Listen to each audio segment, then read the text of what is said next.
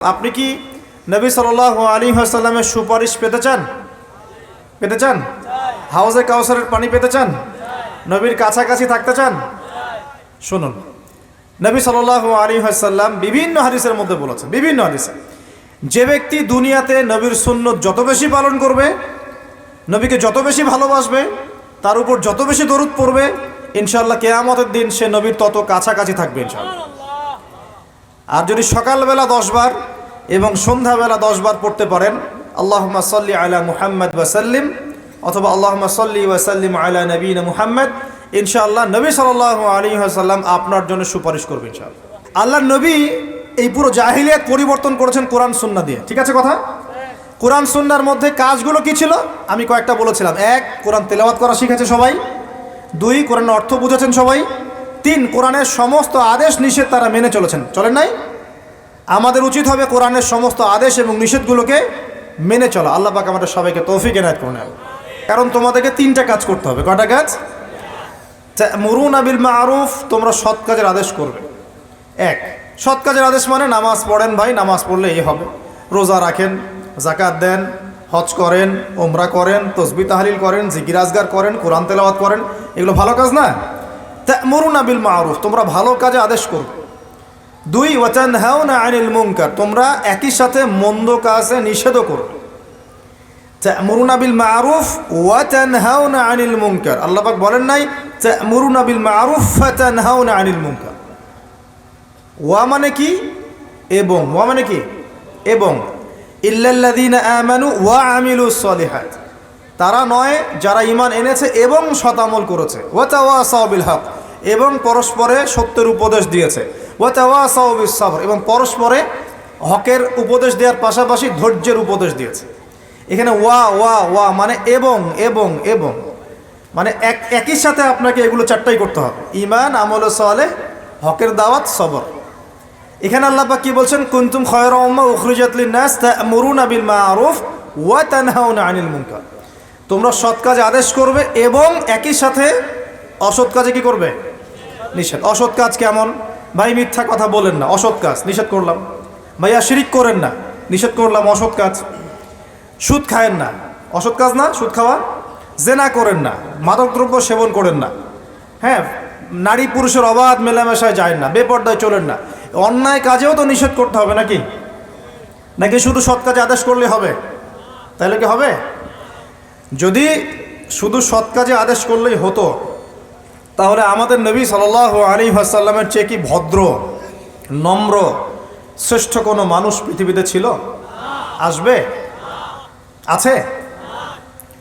আপনি যদি নবীর জীবনী একবার পড়ে দেখেন, শুধু আর রাহিকুল মাখতুম বইটা পড়ে দেখেন, আল্লামা সফিউর রহমান মোবারকপুরী রহিমাহুল্লাহর বই, প্রায় 1182টা বইয়ের মধ্যে প্রথম পুরস্কার প্রাপ্ত বই।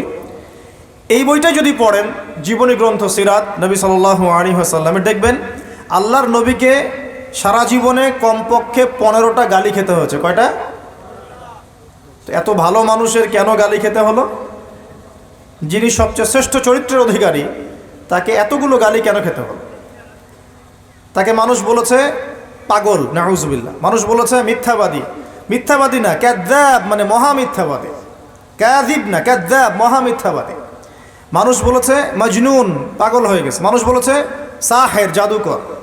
মানুষ বলেছে ফারিকুল জামাআ, জামাত বিভক্তকারী, ইত্যাদি। এরকম প্রায় 10টা থেকে 15টা গালি সারা জীবনে নবী সাল্লাল্লাহু আলাইহি ওয়াসাল্লামকে মানুষ দিয়েছে। তো সবচেয়ে শ্রেষ্ঠ মানুষকে কেন গালি খেতে হলো? নবী যদি সারা জীবন সৎ কাজে আদেশ করতেন, কেউ কি তার বিরুদ্ধে দাঁড়াতো কখনো? বলেন। আর সারা জীবনে তাকে মোট 16 বার হত্যা করার চেষ্টা করা হয়েছে। কতবার? কাবা ঘর যেদিন বিজয় হয়েছে, মক্কা বিজয়ের দিন, নবী সাল্লাল্লাহু আলাইহি ওয়াসাল্লাম তাওয়াফ করছেন। এই তাওয়াফ করা অবস্থাতেও একজন চাকু দিয়ে হামলা করার চেষ্টা করেছে, নবী ধরে ফেলেছেন। আরেকদিন নবী সাল্লাল্লাহু আলাইহি ওয়াসাল্লাম দেয়ালে হেলান দিয়ে বসে আছেন, বনু নজির গোত্রে। ছাদের উপর থেকে পাথর ফেলে তাদেরকে করার চেষ্টা করা হয়েছে। আরেকদিন নবী সাল্লাল্লাহু আলাইহি ওয়াসাল্লাম হিজরত করে যাচ্ছেন মক্কা থেকে মদিনায়। 100 উট দেয়া হবে যে নবীর মাথাকে নিয়ে আসতে পারবে জীবিত অথবা মৃত, ঘোষণা করে নাই? 100 উট কি কম কথা মনে করেছেন? 100টা উট দেয়া হবে যে নবীকে জীবিত বা মৃত নিয়ে আসতে পারবে। তাহলে বিশাল পুরস্কার না এটা? তো কেন তাকে হত্যা করার জন্য এত বড় পুরস্কার দেওয়া হলো? আরেকদিন নবী সাল্লাল্লাহু আলাইহি ওয়াসাল্লাম নামাজ পড়ছেন কাবা ঘরে, তার ঘাড়ের উপরে কাপড় বা চাদর রশি দিয়ে এবার পেঁচিয়ে তার গলায় ফাঁস দেওয়ার চেষ্টা করা হয়েছে। আর এটা তো আপনারা জানেনই যে নাড়ি ভুঁড়ি চাপিয়ে দেওয়া হয়েছে ঘাড়ের উপরে। আরেকদিন নবী সাল্লাল্লাহু আলাইহি ওয়াসাল্লাম মদিনায় বসে আছেন, মক্কা থেকে একজন ভাড়াটে খুনি গিয়েছে মদিনায় তাকে হত্যা করতে, চাকু তরোয়াল ভিতরে ছিল। নবীর সামনে গিয়ে বসেছেন, আর আল্লাহ পাক তাকে ওহির মাধ্যমে জানিয়ে দিয়েছেন এই ব্যক্তি কেন এসেছেন। সুবহানাল্লাহ, আল্লাহ পাক ওহির মাধ্যমে আগেই জানিয়ে দিয়েছেন এই কেন এসেছেন। নবী সাল্লাল্লাহু আলাইহি ওয়াসাল্লাম হাসছেন আর বলছেন, কি মক্কার হাতিমে বসে বসে আমাকে হত্যা করার পরিকল্পনা করেছিলে? ওই ব্যক্তির সাথে সাথে অস্ত্র ফেলে দিয়ে বলছে, আশহাদু আল্লা ইলাহা ইল্লাল্লাহ ওয়া আন্নাকা রাসূলুল্লাহ, আমি সাক্ষ্য দিচ্ছি আল্লাহ ছাড়া কোনো মাবুদ নয় আর আপনি আল্লাহর রাসূল। এই কথা তো আমি আর সেই ব্যক্তি ছাড়া কেউ জানে না, তো নিঃসন্দেহে এই ব্যক্তি রাসূল যাকে আল্লাহ পাক জানিয়ে দিয়েছেন। ওই ব্যক্তি মুসলমান হয়ে গেল, আলহামদুলিল্লাহ। এরকম প্রায় 16 বার নবী সাল্লাল্লাহু আলাইহি সাল্লামকে মানুষ হত্যা করার চেষ্টা করেছে। কেন? যদি সারা জীবন তিনি ফজিলতের কথা বলে বেড়াতেন, সৎ কাজের আদেশ করতেন, মানুষ কি তার শত্রু হতো? যখন তিনি সৎ কাজে আদেশের সাথে সাথে অন্যায় নিষেধ করা শুরু করেছেন, তখন মানুষ তার শত্রু হয়ে গেছে। আর আপনি আমি যদি এই যুগে ওই দাওয়াতি কাজ করতে চাই, একই পরিণতি বরণ করতে হবে, কোনো বিকল্প কিছু নাই। আর হ্যাঁ, যদি আমরা গোলালু মার্কা দাওয়াত শুরু করি, মানে সব তরকারিতে চলে, যখন যেখানে যাব সেই রূপে দাওয়াত হবে, তাহলে জীবনেও কোনো সমস্যা আসবে বলে মনে হয় না। তো ওইদিকে ভিতরে না যাই। নবী সাল্লাল্লাহু আলাইহি ওয়াসাল্লাম যে যুগে ছিলেন ওই যুগে শিরক ছিল, ওই যুগে সুদ ছিল, ওই যুগে মাদকদ্রব্যের ব্যাপক প্রচলন ছিল, ওই যুগে মেয়েদের অধিকার দেয়া হতো না খুব বেশি, মেয়েদেরকে জীবন্ত কবরও দেওয়া হয়েছে শিশু বাচ্চাকে। আর বৈবাহিক তেমন কোনো অধিকার ছিল না, সম্পত্তির অধিকার খুব একটা দেয়া হতো না, বেহায়াপনা ছিল, অশ্লীলতা ছিল, ব্যভিচার ছিল। আর সবচেয়ে বড় সমস্যা ছিল গোত্রীয় হানাহানি, মানে ভাইয়ে ভাইয়ে যে হানাহানি, এই সমস্যাগুলো নিয়ে আইয়ামে জাহেলিয়াত ছিল। এখন এই আইয়ামে জাহেলিয়াত অজ্ঞতাগুলো দূর করার জন্যে আল্লাহ পাক নাজিল করলেন কি? আল কোরআন। কোন মাসে? এই রমজান মাসে। যেই রমজান সম্পর্কে নবীজি বলছেন, যে ব্যক্তি রমজান পেয়েছে কিন্তু নিজের গুনাহ মাফ করাতে পারলো না, সে ধ্বংস হয়ে যাবে। কারণ রমজান মাসে সবচেয়ে প্রেশিয়াস জিনিসটা কি ভাই বলেন? কোরআন নাজিল হওয়া। তাহলে আসন্ন রমজানে কি আমরা কোরআন খতম করতে পারবো ইনশাআল্লাহ? ওয়াদা করছি ইনশাআল্লাহ। ইনশাআল্লাহ কোরআন পড়তে পারি তো সবাই ইনশাআল্লাহ। আল্লাহর ওয়াস্তে প্রত্যেক মুসলমান নিজের উপরে কোরআন শেখাটাকে ফরজ করে নেবেন ইনশাআল্লাহ। নবী বলেন নাই সাল্লাল্লাহু আলাইহি ওয়াসাল্লাম, তালাবুল ইলমি ফরিদা আলা কুল্লি মুসলিম, প্রত্যেক মুসলমানের উপর জ্ঞান অর্জন করা কি ফরজ। আল্লাহ পাক প্রথম কোন আয়াত নাজিল করেছেন? ইকরা বিসমি রাব্বিকাল্লাযী খালাক, পড়ুন আপনার রবের নামে যিনি আপনাকে সৃষ্টি করেছেন। মানে যেই জ্ঞান আপনাকে আল্লাহর দিকে নিয়ে যাবে সেই জ্ঞান অর্জন করা আপনার জন্য ফরজ। আর যেই জ্ঞান আপনাকে আল্লাহ থেকে দূরে নিয়ে যায়, শয়তানের দিকে নিয়ে যায়, সেই জ্ঞান কি অর্জন করা ফরজ? আল্লাহ রাব্বুল আলামিন আমাদের সবাইকে কোরআন পড়ার তৌফিক দান করুন, অর্থটাও বোঝার তৌফিক দান করুন, এবং আসন্ন রমজান মাসে কোরআন খতম করার তৌফিক আল্লাহ পাক দান করুন। তো এটা হলো দ্বিতীয় 2 নম্বর সিঁড়ি। যে ব্যক্তি রমজান মাস পেয়েছে, গুনাহ মাফ করাতে পারলো না, ধ্বংস হয়ে যায়। রমজান মাসে কি আমরা সারা রাত জেগে ইউটিউব দেখবো না ফেসবুক চালাবো? নাকি কোরআন পড়বো, তাহাজ্জুদ পড়বো, তারাবি পড়বো? এগুলো করবো না ইনশাল্লাহ। দেখেন আগেকার যুগের মানুষেরা যারা ছিলেন সালফে সালেহিন, তারা রমজান মাস আসার 6 মাস আগ থেকেই প্রস্তুতি গ্রহণ করতেন যে কিভাবে রমজান কাটাবো। আর আমাদের কিন্তু এই মার্চ মাসেই রমজান শুরু হবে ইনশাল্লাহ। আল্লাহ পাক আমাদের সবাইকে রমজানকে কাজে লাগানোর তৌফিক দান করুন, এবং আমাদের হায়াতকে আল্লাহ পাক দীর্ঘ করেন, যাতে করে আমরা রমজান পেয়ে যাই ইনশাআল্লাহ। আমিন। তৃতীয় সিঁড়িতে নবী সাল্লাল্লাহু আলাইহি ওয়াসাল্লাম দাঁড়িয়েছেন এবং বলছেন আমিন। এখন সাহাবীরা বলছেন, কেন ইয়া রাসূলুল্লাহ? বলেন সাল্লাল্লাহু আলাইহি ওয়াসাল্লাম। নবীজি বলছেন, যখন আমি তৃতীয় সিঁড়িতে ছিলাম তখন জিবরাইল আলাইহিস সালাম এসে আমাকে বলেছেন, সেই ব্যক্তি ধ্বংস হোক। কোন ব্যক্তি ধ্বংস হোক? যে বা যার সামনে নবী সাল্লাল্লাহু আলাইহি ওয়াসাল্লামের নাম উচ্চারিত হয়েছে, সে নবীর নাম শুনেও দরুদ পাঠ করে নাই, সে ধ্বংস হয়ে যাক। এটা কি বদদোয়া না? তাহলে আমরা নবীর নাম শুনে কি দরুদ পড়বো কি পড়বো না?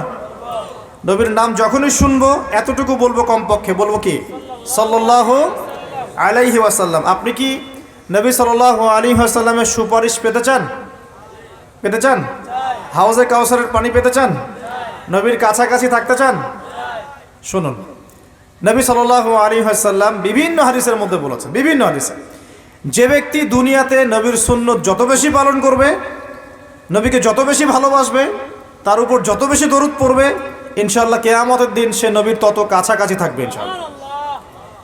আর যদি সকালবেলা 10 বার এবং সন্ধ্যাবেলা 10 বার পড়তে পারেন, আল্লাহুম্মা সাল্লি আলা মুহাম্মদ ওয়া সাল্লিম, অথবা আল্লাহুম্মা সাল্লি ওয়া সাল্লিম আলা নবিয়িনা মুহাম্মদ, ইনশাআল্লাহ নবী সাল্লাল্লাহু আলাইহি ওয়াসাল্লাম আপনার জন্য সুপারিশ করবে ইনশাআল্লাহ। সকালে 10 বার, সন্ধ্যায় 10 বার দরুদ পড়া খুব কঠিন? সকালে 10 বার, সন্ধ্যায় 10 বার দরুদ পড়তে সময় লাগবে সর্বোচ্চ 5-10 মিনিট, নাকি? অনেকে বলে না যে ভাই 1 মিনিট দাঁড়ান, 1 মিনিট সময় নষ্ট হলে কি এমন হয়, এটা মানুষ বলে না? 2 মিনিট সময় নষ্ট হলে কি এমন হয় মানুষ বলে, স্পেশালি বাঙালি জাতি এটা বেশি বলে। 2 মিনিটে আপনি একটা কোরআন খতমের নেকি পাবেন ইনশাআল্লাহ, বিশ্বাস করলেন না? 2 মিনিট লাগবে খালি বলতে কুল হুয়াল্লাহু আহাদ আল্লাহুস সামাদ লাম ইয়ালিদ ওয়া লাম ইউলাদ ওয়া লাম ইয়াকুল লাহু কুফুয়ান আহাদ। 3 বার বলতে কয় মিনিট লাগবে? বড়জোর 2 মিনিট। 2 মিনিটে 3 বার পড়া সম্ভব সূরা ইখলাস। একবার পড়বেন, কোরআনের 1/3 নেকি পেয়ে যাবেন ইনশাআল্লাহ। তাহলে 2 মিনিটে কোরআন খতম দেওয়া যায়? যায় কি যায় না? যায়, ফজিলত পাওয়া যায়। 2 মিনিটে আপনি বলতে পারেন আল্লাহুম্মা সাল্লি আলা মুহাম্মদ ওয়া সাল্লিম। আমরা বলি না যে 10 মিনিট সময় দে, 10 মিনিট সময় বস, গল্প করি, হ্যাঁ 10 মিনিট ফোনে নষ্ট করেন, 10 মিনিট আড্ডা পিটান, বন্ধুদের সাথে আসরের মধ্যে বসে পড়েন। 10 মিনিটে আপনি কোরআনের বিশুদ্ধ সূরাগুলো পড়তে পারবেন। 10 মিনিটে কমসে কম 100 বার পড়তে পারবেন সুবহানাল্লাহ সুবহানাল্লাহ সুবহানাল্লাহ। 10 মিনিটে আপনি 100 বার পড়তে পারবেন আলহামদুলিল্লাহ। 10 মিনিটে আপনি 100 বার পড়তে পারবেন আল্লাহু আকবার। 10 মিনিটে আপনি 100 বার পড়তে পারবেন লা ইলাহা ইল্লাল্লাহ। পারা যাবে না এগুলো? ইনশাআল্লাহ। 10 মিনিটে আপনি 10 বার 20 বার দরুদ পড়তে পারবেন না? 10 মিনিটে 3 বার সূরা ইখলাস পড়তে পারবেন? 10 বার সূরা ইখলাস পড়তে পারবেন। আর 10 বার সূরা ইখলাস পড়লে জান্নাতে একটা ঘর নির্মাণ করা হয়। 10 বার সূরা ইখলাস পড়লে জান্নাতে ঘর পাওয়া যায় ইনশাআল্লাহ। তো সময়ের মূল্যায়ন করতে হবে কি হবে না? আশপাশে কি সিগারেট খাচ্ছেন নাকি কেউ?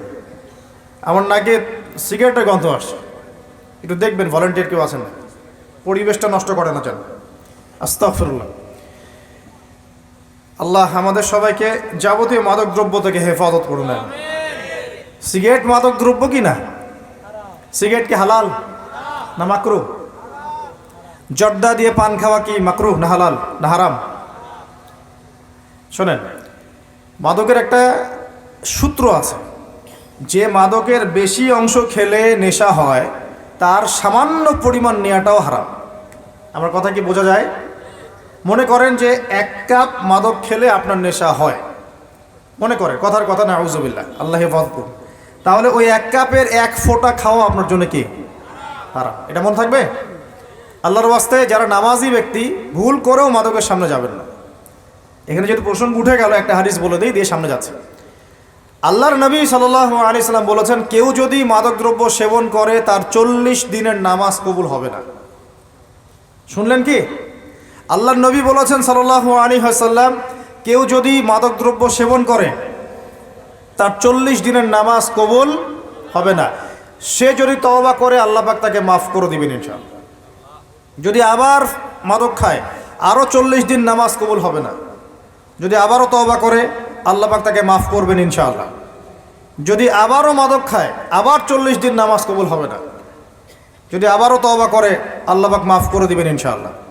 এরপরেও যদি সে মাদকদ্রব্য খায়, খেতেই থাকে, আল্লাহ রাব্বুল আলামিন কিয়ামতের মাঠে তাকে তিনাতুল খাবাল পান করাবেন। কি পান করাবেন?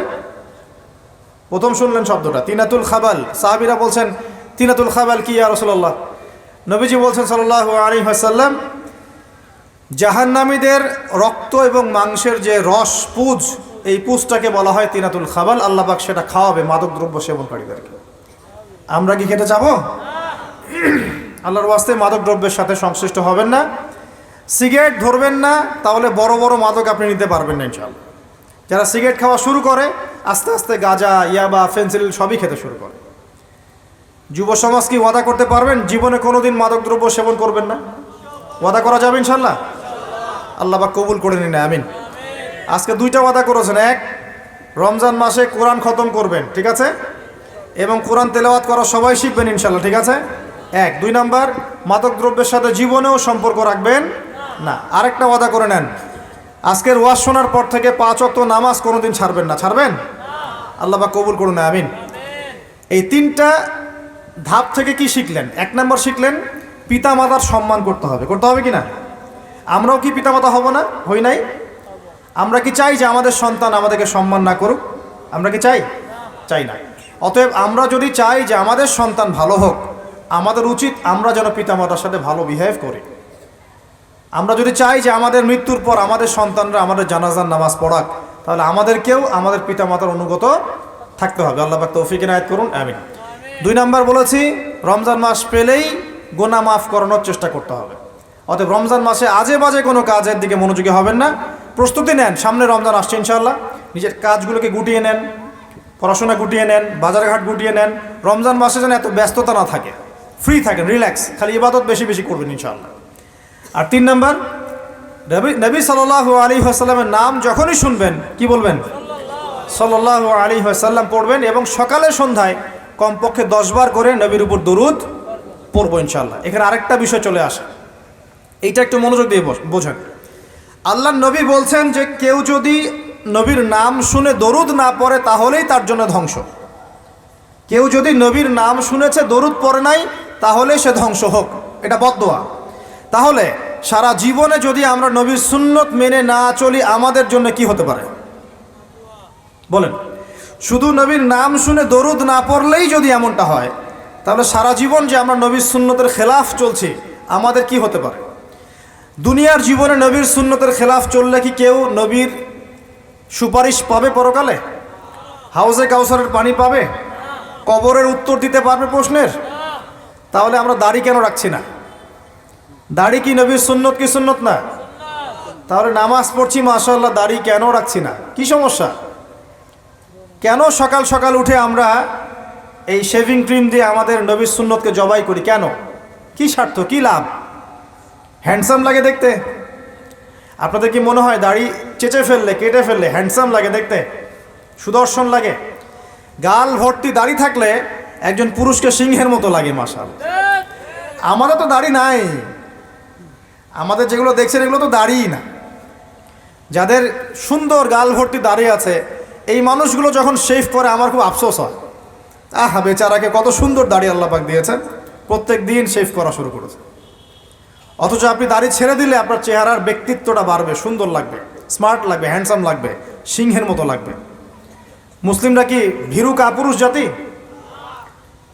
আলী রাদিয়াল্লাহু আনহুর চেহারা দেখলে মানুষ, যখন যুদ্ধের মাঠে তার চেহারা দেখলে মানুষ ভয় পেয়ে যেত।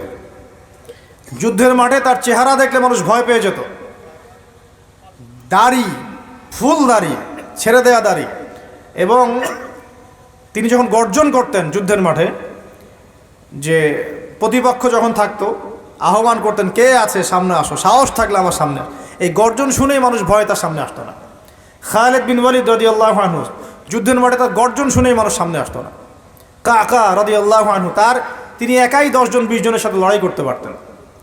বলা হতো যে সেনাবাহিনীর মধ্যে কাকা রাদিয়াল্লাহু আনহু আছে ওই সেনাবাহিনী কখনো পরাজিত হয় না, বলা হতো, এটা প্রবাদ ছিল।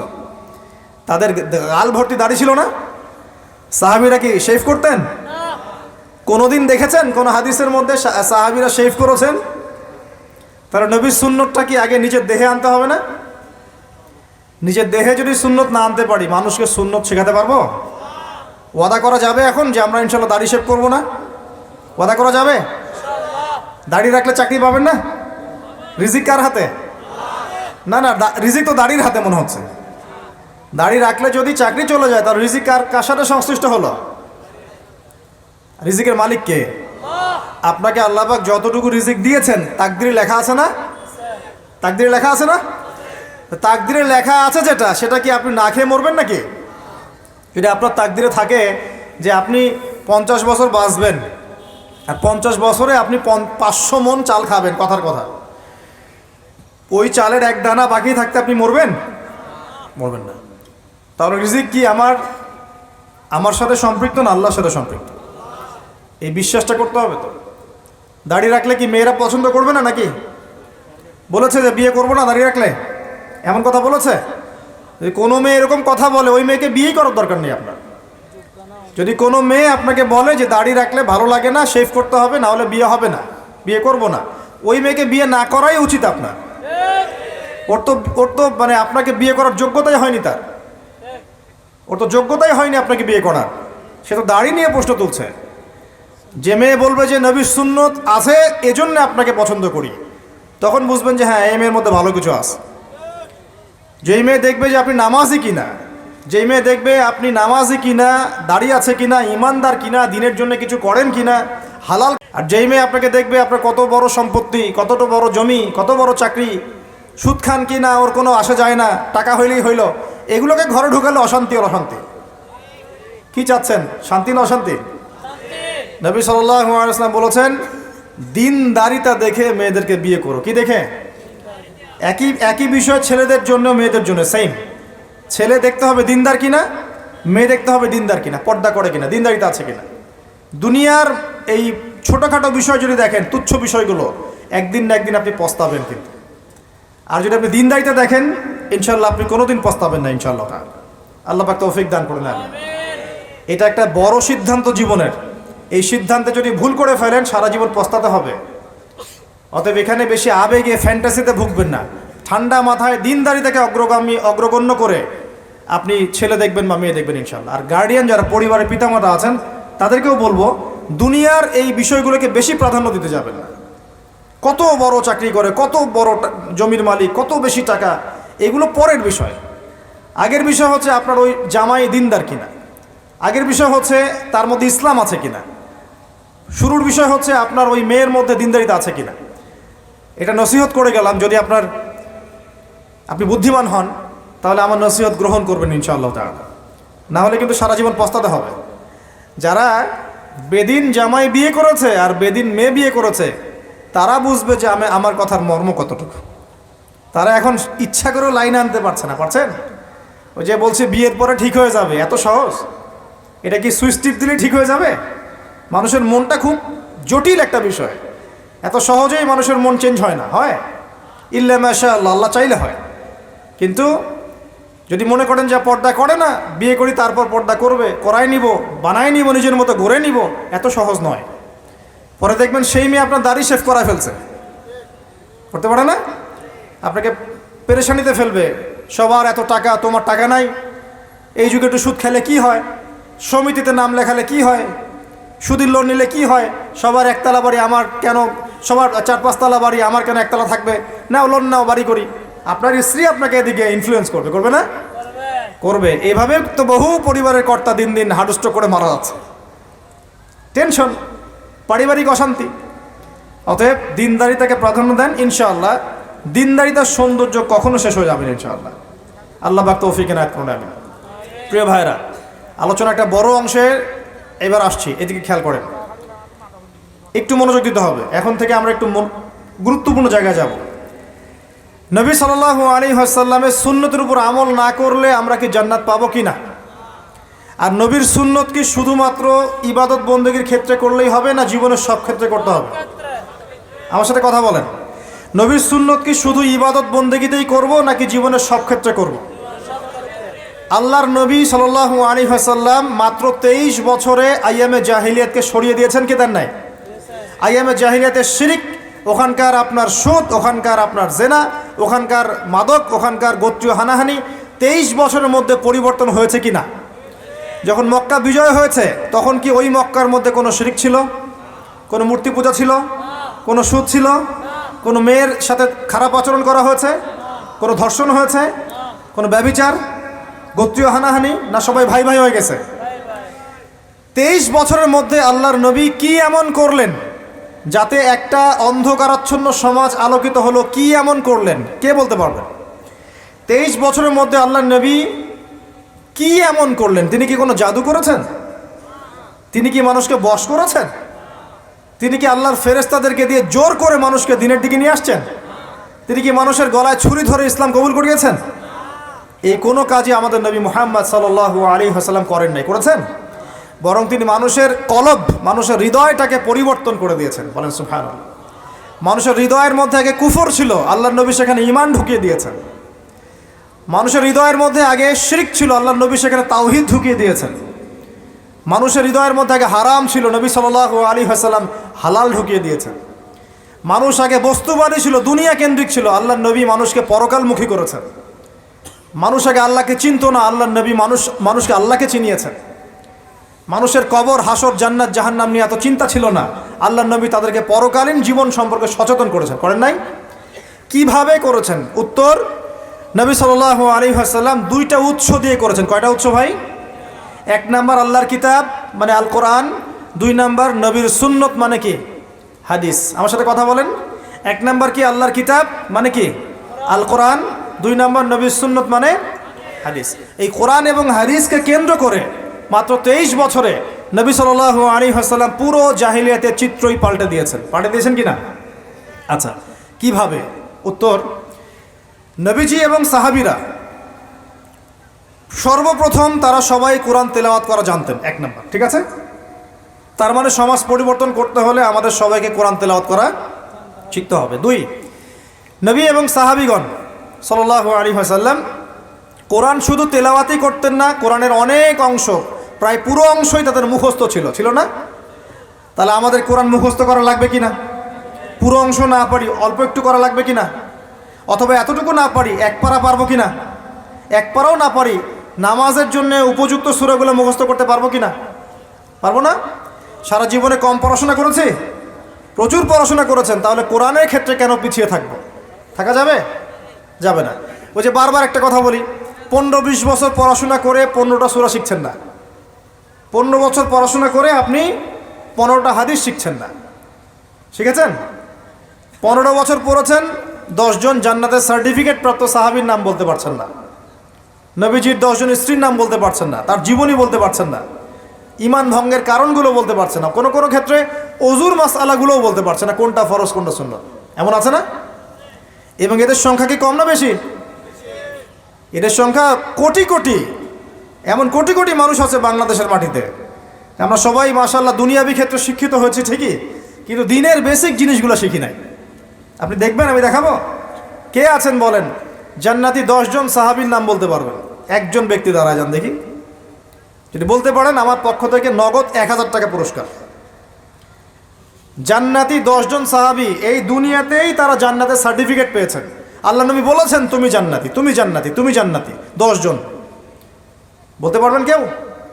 কিন্তু বিশ্বাস করেন, আমি যদি এখন ধরি, কোনো পুরস্কার দিব না, 1 টাকাও হাদিয়া নাই। আমাকে বলেন বাংলাদেশ ক্রিকেট টিমের 10টা প্লেয়ারের নাম বলেন, সবাই বলতে পারবে। পারবে না? 10 জন ইন্ডিয়ান নায়কের নাম বলতে বলেন, পারবে। 10 জন ইন্ডিয়ান নায়িকার নাম বলতে পারেন, পারবে। 10 জন আর্জেন্টিনার প্লেয়ারের নাম বলতে পারেন, পারবে। 10টা ব্রাজিলের প্লেয়ারের নাম জিজ্ঞাসা করেন, পারবে। এগুলো পারবে তারা। পারবে কি না? সত্যি কথা বলেন, পারবে কি না? অবশ্যই পারবে। 10টা বাংলা সিনেমার নাম বলেন, পারবে। 10টা হিন্দি সিনেমার নাম বলেন, পারবে। পারবে কি না? সত্যি কথা বলেন, পারবে কি না? অবশ্যই পারবে। না পারলে তো আলহামদুলিল্লাহ, আপনার জন্য দোয়া থাকবে যে পারেন নাই। কিন্তু বেশিরভাগ ছেলেপেলেই পারবে, বেশিরভাগ মেয়েই পারবে। মেয়েদেরকে জিজ্ঞাসা করেন 10টা সুন্দরী মেয়ের নাম বলো, ভারতের, পশ্চিমের, হ্যাঁ, সিনেমার, নাটকের, গায়কের, গায়িকার 10টা সুন্দর সুন্দর মেয়ের নাম বলো, বলে দিবে। পারবে না? জিজ্ঞাসা করেন আজকে গিয়ে যে 10 জন জান্নাতের সার্টিফিকেট প্রাপ্ত 10 জন সাহাবীর নাম কি, দেখবেন বেশিরভাগই বলতে পারবে না। এই বিষয়টাকে আপনি কি মনে করছেন? বিগত 10, 20, 30 বছর থেকে আমরা দেখছি যে একটা অসুস্থ প্রজন্ম তৈরি হয়েছে। অসুস্থ প্রজন্ম। কীরকম অসুস্থ? দিনের জ্ঞান অর্জনের কোনো ফিকির করে না, সারাদিন দুনিয়ার জ্ঞান অর্জন নিয়ে পড়ে আছে। এর উদ্দেশ্য একটা সার্টিফিকেট অর্জন করে চাকরি পাওয়া। উদ্দেশ্য এটাও না যে এই জ্ঞান দিয়ে সে দেশ ও জাতির খেদমত করবে, এটা উদ্দেশ্য না। অসুস্থ প্রজন্ম। জিজ্ঞাসা করবেন, ইসলামের বেসিক জিনিসগুলো জানে না, বাইরের বড় বড় জ্ঞান তার জানা আছে, পুরো পর্যায় সারণী মুখস্থ কেমিস্ট্রির। 10 জন সাহাবীর নাম বলতে পারবে না, 10 জন নবীর নামও বলতে পারছে না। 10টা সূরা ধরলে প্যান্ট খারাপ হয়ে যাবে। একটা সূরা, সূরা ফাতিহা বিশুদ্ধ করে কোন আলেমের সামনে তেলাওয়াত করতে দেন, দেখবেন 10টা ভুল করে বসে আছে। অনেকে তো আলহামদুই উচ্চারণ করতে পারে না। কেমন আছেন? আলহামদুলিল্লাহ ভালো আছে, আলহামদুলিল্লাহ ভালো আছে, আলহামদুলিল্লাহ। আলহামদুলিল্লাহ মানে কি? আলহামদুলিল্লাহ মানে সমস্ত প্রশংসা কার জন্যে? আল্লাহর জন্যে। আর আলহামদুলিল্লাহ মানে সমস্ত ধ্বংস আল্লাহর জন্য, নাউজুবিল্লাহ। অর্থ কি হয়েছে দেখছেন? আলহামদু, আলহামদু মানে ছোট হায় হাউয়াস দিয়ে পড়লে অর্থ পরিবর্তন হয়ে যায়, উল্টা অর্থ হয়। আর আলহামদু বললে অর্থ পারফেক্ট হয়। এরপর তারা কি করেছেন? কোরআন এবং হাদিসের দাওয়াতটা মানুষের কাছে পৌঁছে দিয়েছেন, দেন নাই? তাহলে আমাদের কি নিজে নিজে দিন পালন করলেই হবে, না আমার পরিবারেও করাতে হবে? আমি নিজে পালন করছি, পরিবার পালন করছে, মাশাআল্লাহ। এখন আমার দায়িত্ব না সমাজের মধ্যে প্রচার করা? দায়িত্ব কি না? আরও কি কোনো নবী আসবেন? তার নবীর উত্তরসূরি কারা এখন? ওলামায়ে কেরাম। ওলামায়ে কেরামদের শুধু একার দায়িত্ব ইসলাম প্রচার করার, নাকি আমাদেরও দায়িত্ব আছে? আমরা ইখতিলাফি মাসআলাগুলোকে নিয়ে পড়ে থাকবো না। জটিল ফিকহি বিষয়গুলো সেটা আপনি আমি ফতোয়া দিতে পারবো না, এটা মুফতি সাহেবরা করবেন। কিন্তু কমন জিনিসগুলোর দাওয়াত আমরা সবাই দিতে পারি কিনা? নামাজের দাওয়াত আপনি দিতে পারেন?